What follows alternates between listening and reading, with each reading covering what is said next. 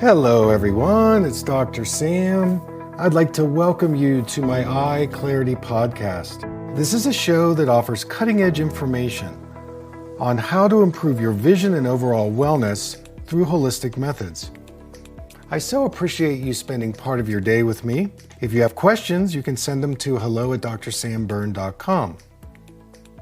Now, to the latest EyeClarity episode.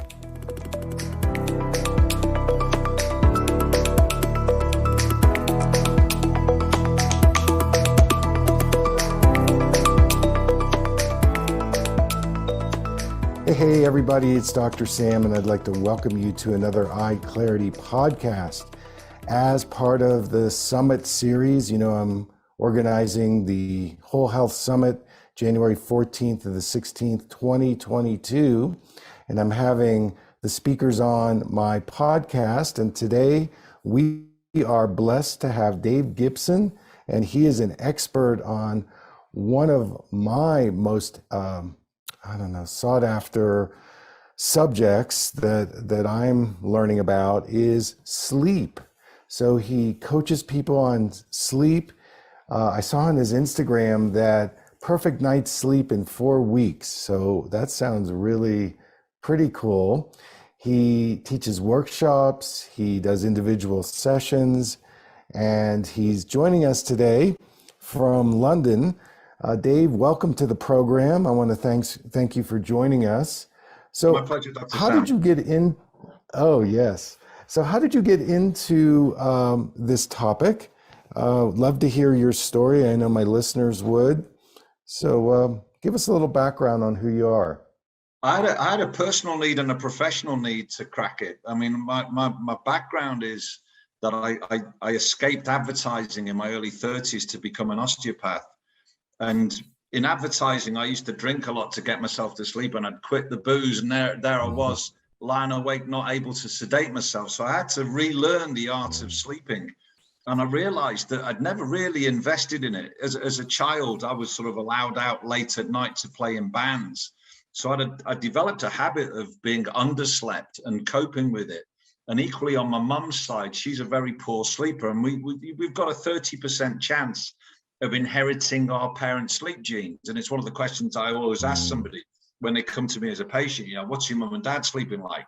When did you start sleeping badly? And, you open up a Pandora's box when you look at your own genetics. And if you've got good genetics, you're on a winning wicket more often than not. Anyway, when I started to work as an osteopath over 20 years ago, I suddenly found that more people had sleeping problems than bad backs. And I was talking about stress management, time management, and the more we started using mobile technology, it seemed that the worse our sleep was getting. So there was a tipping point that we got to about a decade ago, where all of a sudden people are noticing that their health is suffering because they've gone below a sort of sustainable threshold. We've gone from being underslept on occasion to be chronically underslept long term. And then things started to go wrong health-wise and emotionally wise. Got it. Wow. So many factors involved in sleep, and I didn't realize the 30% in the genetics, but it makes total sense. I mean, in my field, in eye care, I ask about genetics because there is that gene that when it gets triggered in a certain way, environmentally or through diet or stress, that we have a higher risk. So you talked about the screens, the electronics. How do you see that playing into people having difficulty with sleep? I think what it's done is it has two effects. One is the sort of psychological effect of being attached to stimulation very late in the day. And then the other is the physical part of it, which is called blue light. The blue light is easier to control because what happens is when you get a hold of a screen like this or an iPad or a PC, the wavelength of light that it emits mimics the same blue that is emitted from the sun first thing in the morning. That's designed to wake us up. The alternative is when you shine blue light into your eyes, it fires a receptor and it blocks the production of melatonin. So it stops us being able to produce a signal that produces melatonin from the pineal gland in the brain. And melatonin is regarded as the sleep hormone. It's the hormone that gives us the desire to sleep. You know, when you're sort of lying on the couch and all of a sudden you feel like you're going to nod off. If you're like me at my age, you sort of have to okay, it's time for bed. And one of the ways that we know it's time for bed is when we feel like we're gonna crash, and that's melatonin. It gives us the desire for sleep. The need for sleep is another mechanism that builds up during the day. It's the one that we block with caffeine, and that's called adenosine. And that sort of accumulates through the day in the brain, and it tells us that we need sleep. That desire for sleep is blocked. You can put the blue light filters on it, that's fine. But what the other side of it is that we are mentally attached to mobile devices too late at night. And that is stimulating the brain, it's winding us up. And what happens with sleep is we're trying to get to a deep sleep quite quickly, quite efficiently. The more hyped up you are late at night, the harder it is to step down into sleep. You can't flick a switch and go to sleep. You have to nod off, not switch off. And that process is a decline. You know, if you think about the prehistoric man in a cave, he wasn't going to be watching too much at night. He was downtime. You know, he was relaxing at night. They did some interesting research recently in Tel Aviv. They looked at people who used phones at night, particularly apps on phones at night, and they found that they were 60% more likely to grind their teeth than people who just use mobile phones. And then when they asked the researchers why, they said fear of missing out. And it was like, once you're attached to your phone, it's very hard to be unattached because there's so much going on. And I go into companies and I teach, you know, the science of sleep and the tips of sleep. And when I do the stats, I ask people to fill in a questionnaire before. I would say categorically the 20% worst sleepers all use the mobile phone in bed. I would say it's very rare for you to be able to use this. I mean, not in the bedroom, I mean in bed.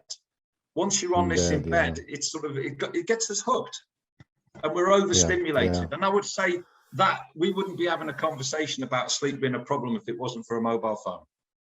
You know, I totally agree. I totally agree.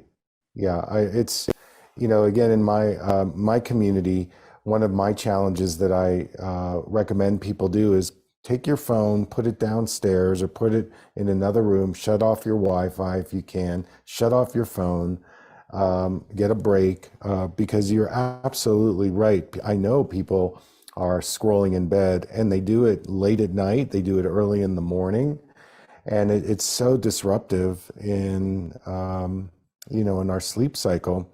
So from your perspective, why do we need sleep? Why is it so important to us? It has a variety of effects on different cells, but every cell needs it. Firstly, when you look at the sort of immune system, it gets recharged at night. When you look at the brain, it detoxes at night. When you look at the effects of poor sleep, you get problems with your heart. So the body needs it in terms of recovering the cells, in terms of we get a downtime for the cells to repair. We get the sort of the emotions, we get the consolidation of our memory, we get the creative thinking from sleep. So there's physical and emotional benefits of sleep, but every single cell goes into sleep mode. So there's a sort of, there's not just one reason, there's multiples. You know, the brain requires it, the body requires it, everything requires it, just to have that recuperation. Yeah. Oh, yeah, totally. And again, I know so many people who don't sleep well, and it affects their immunity, it affects their digestion, it affects their emotional health. And I've got a lot of questions here from my community, and I guess they're looking forward to having you on our health summit. We're here with Dave Gibson. He's a sleep coach. He's from the UK. He does workshops. He consults with on a corporate level, and he's a real expert on sleep. And he's going to be talking about sleep on our health summit, which is coming up January 14th to the 16th. So why don't we go to our questions? We've got a number of them from our listeners. This is from Candace, and she is from California, and she's writing in, how does the diet affect our sleep?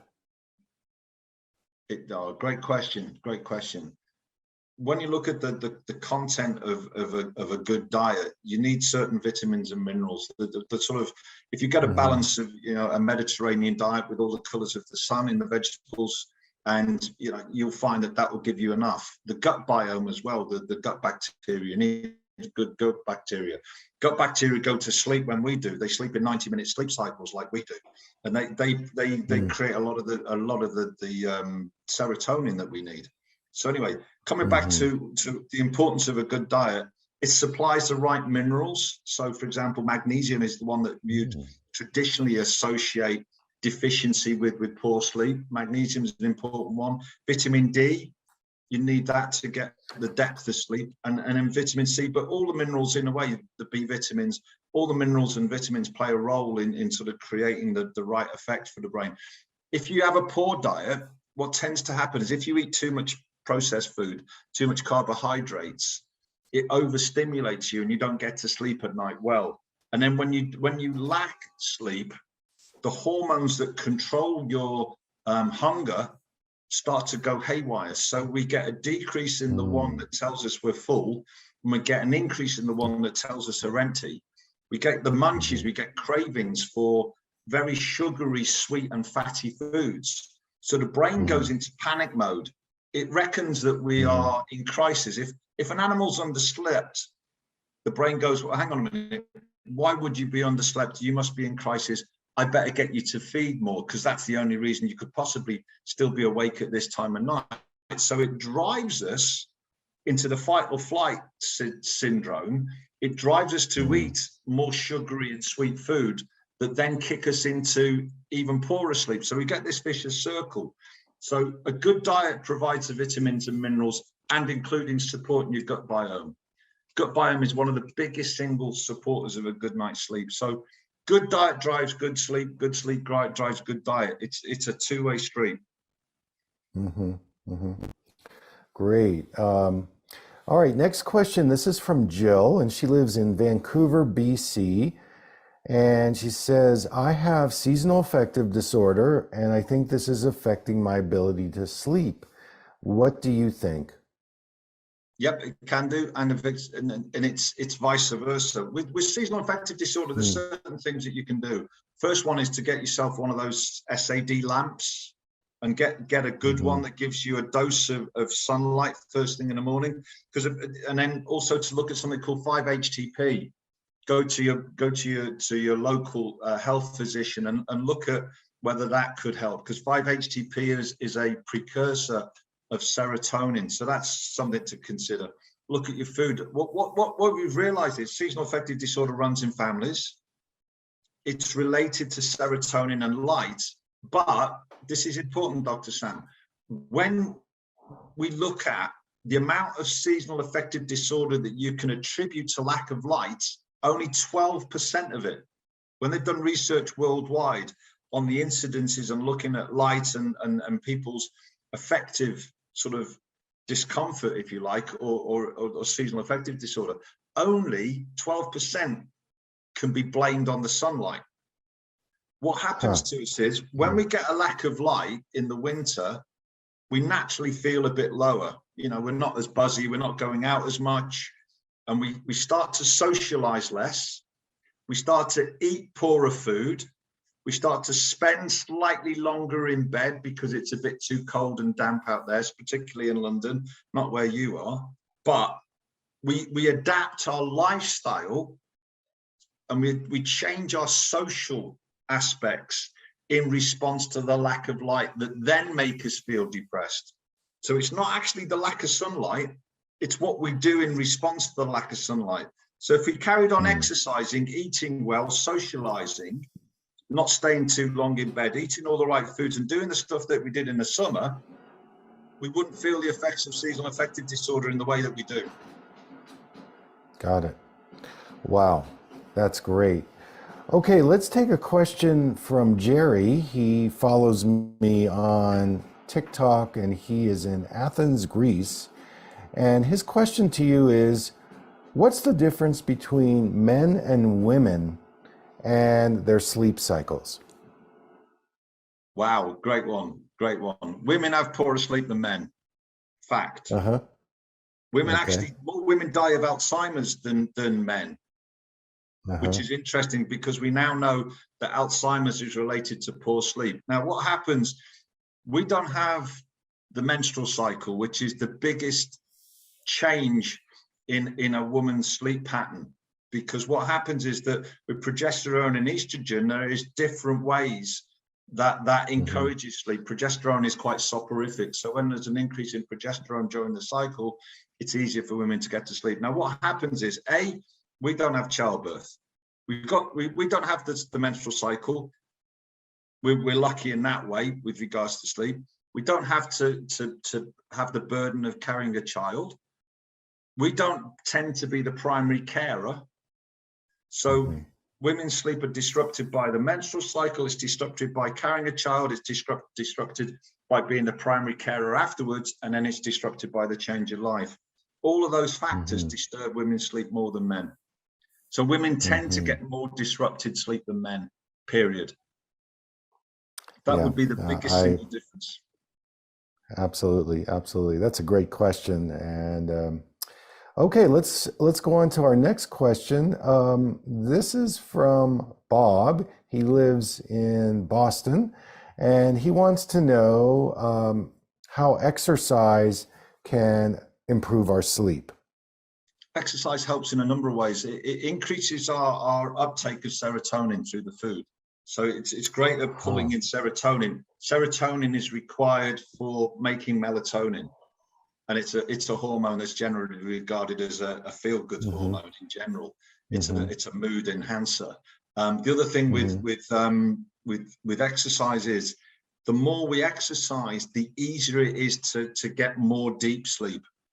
When you look at Mm-hmm. athletes, they tend to sleep longer than the average. So professional athletes, when you look at people like Roger Federer and even Usain Bolt, they're having 8, 9, 10 hours sleep and more.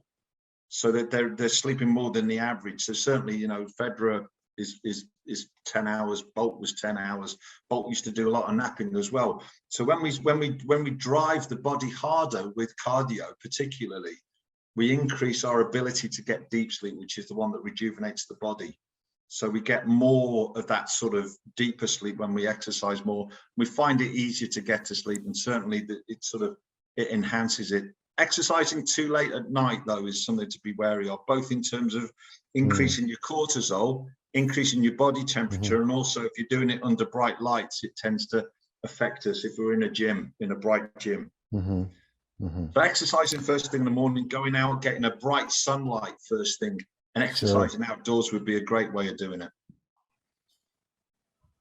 So we were here with Dave Gibson. He's a sleep coach. He's one of my featured speakers at my Whole Health Summit. And we have a question from Australia. This is Jason, and he wants to know what are the best supplements to take.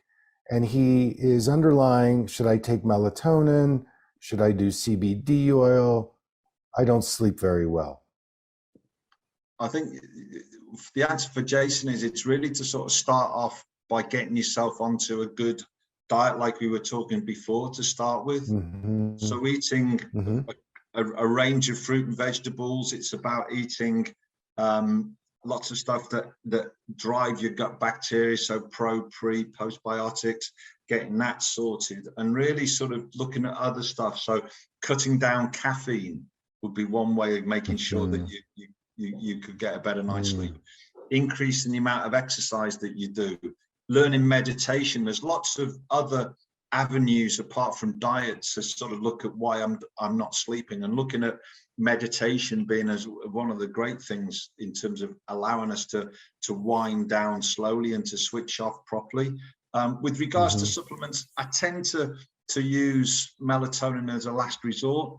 Older people tend to benefit more from it, but certainly if you're under the age of 30, it wouldn't be something to consider as a first line melatonin. It's something that the body produces normally in enough quality. And it's really to look at the amount of light that you're exposing yourself to really have dim lights late at night, to give yourself the best opportunity to produce it. Eating foods that contain tryptophan, which is an amino acid that produces serotonin, that then produces a melatonin, is useful. So, and eating those with carbohydrates, so having a turkey sandwich or milk and honey late at night. Valerian I quite like as a sort of herb.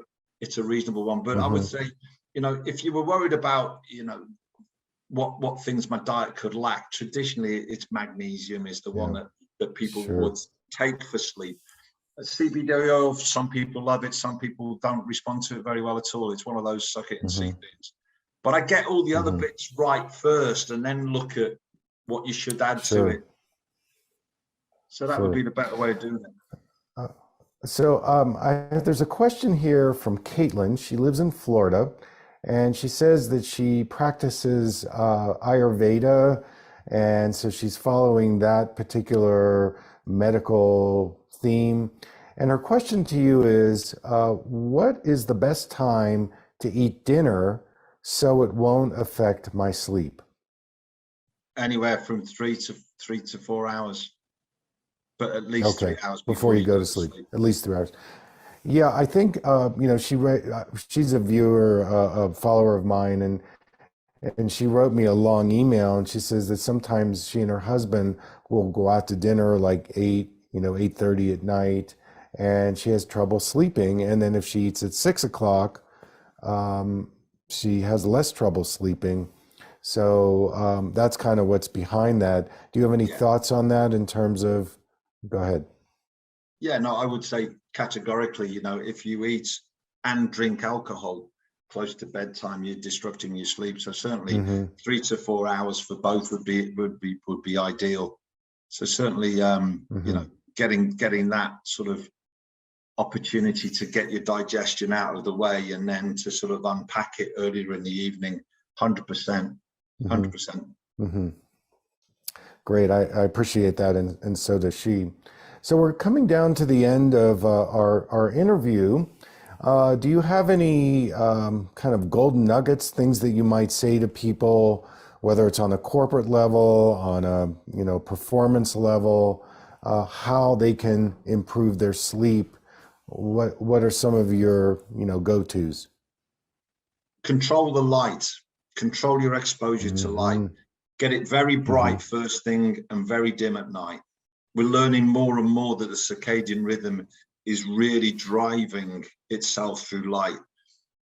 Don't go to sleep too late. We've all got this idea that we're night owls. We're not. Very few people are traditionally night owls.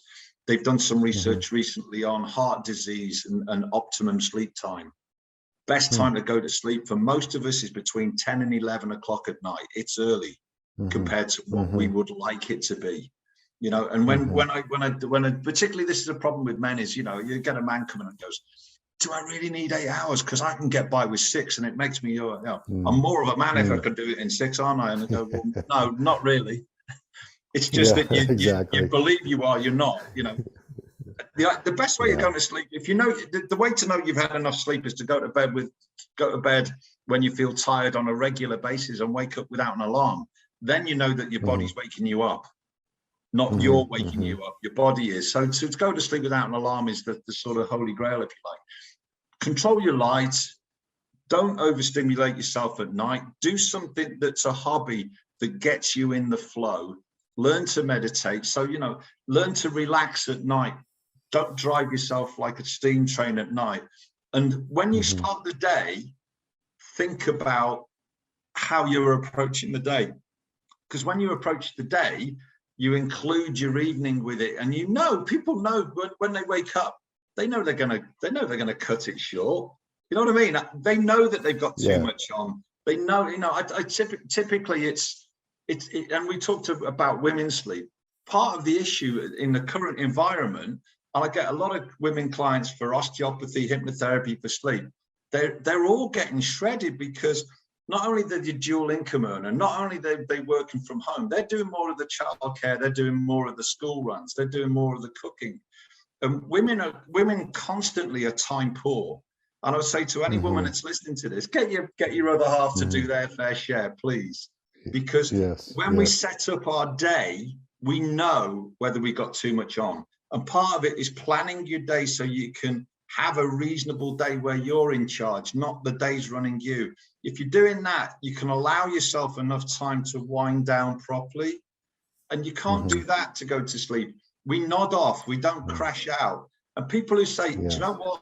My head hits the pillow, I'm asleep. Aren't I great at getting to sleep? No, you're sleep deprived.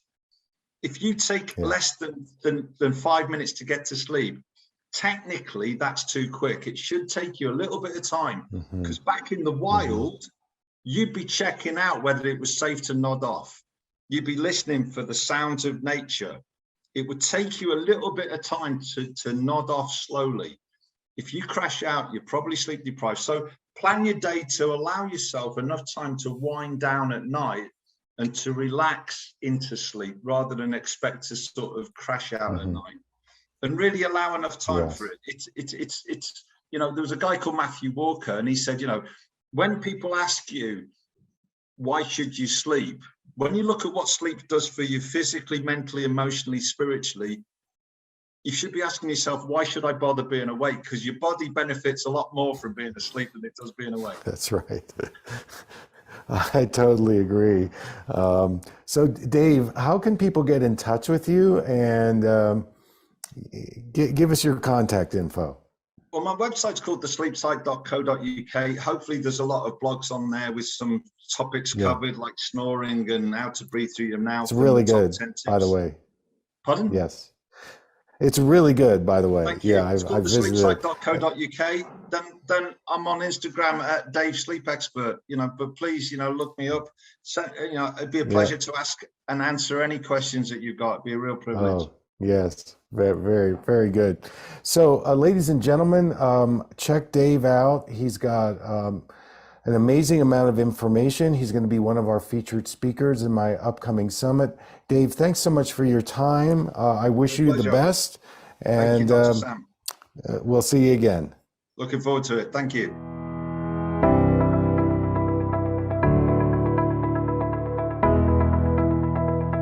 Thank you for listening. I hope you learned something from the EyeClarity podcast show today.